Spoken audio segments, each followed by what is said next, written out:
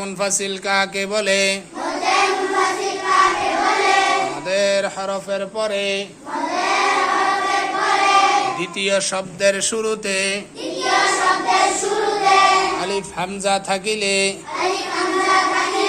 মদ্দে মুনফাসিল বলে। এই মদকে 3 আলিফ টানিয়া পড়িতে হয়।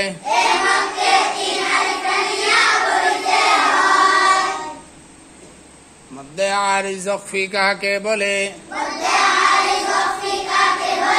মদের হরফের পরের হরফ ওয়াকফের কারণে সাকিন হইলে মদ্দে আরিজ ওয়াকফি বলে। এই মদকে 3 আলিফ টানিয়া পড়িতে হয়।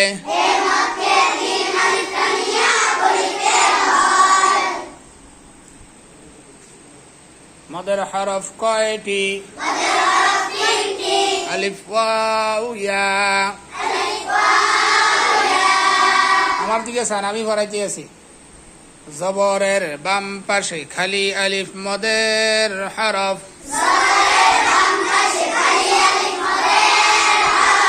জেরের বাম পাশে জজমলা ইয়া মদের হরফ।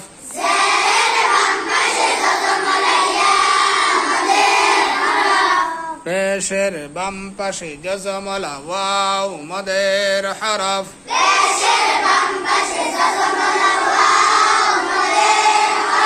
মদের হরফ হইলে ডান দিকের হরকতকে কিতা করার লাগে?